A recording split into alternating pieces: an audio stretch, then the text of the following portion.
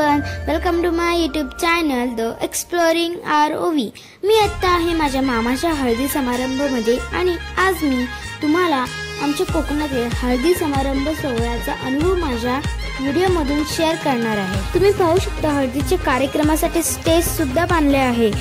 आज खूप सारी धमाल मस्ती आणि हळदीच्या कार्यक्रमात मज्जा करणार आहोत।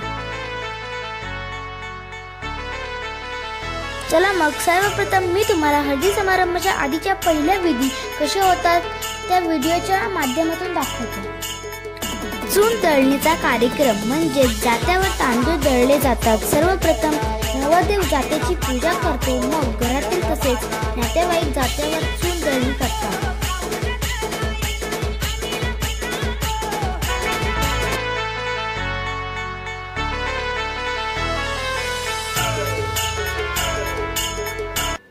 लग्नाच्या अक्षता। लग्नाच्या वेळेस अक्षता म्हणजे तांदळाचे न मोडलेले संपूर्ण दाणे रंगवण्याचा कार्यक्रम। अक्ष म्हणजे कधीही न संपणारे, म्हणूनच अक्षता ही चिरंजीव सौख्य, नात्यातील अखंडता आणि आयुष्यभराची साथ याचे प्रतीक मानले जाते।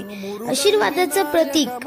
वर वधूवर अक्षता टाकणे म्हणजेच त्यांना शुभ आशीर्वाद देणे। नवीन संसाराची पेरणी।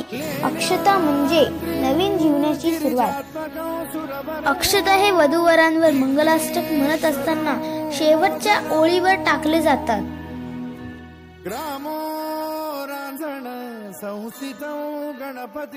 चला मग आता तुम्ही पाहू शकता माझ्या मामाच्या लग्नाचे मेन एंट्रन्स गेट।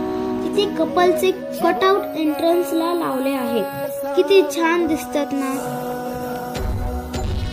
वेगवेगळ्या पोज मध्ये प्री वेडिंग कटआउट आहेत। किती छान दिसतात ना दोघे। चला तर मग आता आपण हळदीच्या मंडपामध्ये हळदीचा कार्यक्रम कसं कोकणात होतं ते पाहूया। मी आता माझ्या मामाला हळद लावते।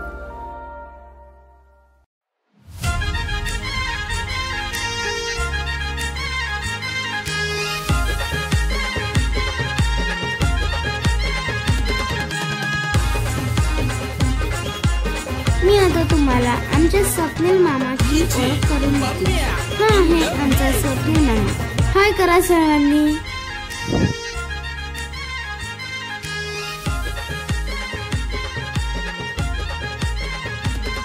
आम्ही सर्व छोटे चिल्लर कंपनी आता आमच्या मामाला हळद लावणार आहोत।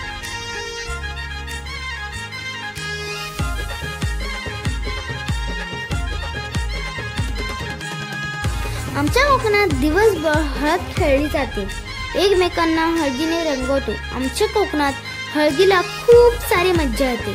I like Konkan.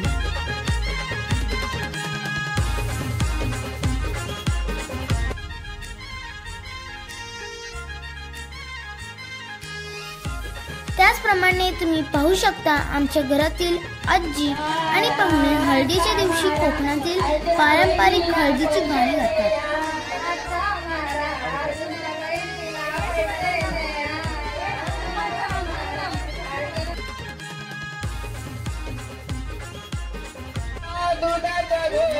तसेच तुम्ही पाहू शकता आमच्या घरातील सर्व महिला हळदीच्या कार्यक्रमामध्ये एन्जॉय करत आहेत। आता मी तुम्हाला डायरेक्ट संध्याकाळी डीजेच्या कार्यक्रमात नाचताना भेटते। सर्व मंडळी डीजे वरती नाचण्यात व्यस्त आहेत। आलेल्या पाहुणे डीजेचा आनंद घेत आहेत। नवरदेवाला सुद्धा उचलून घेऊन नाचत आहेत।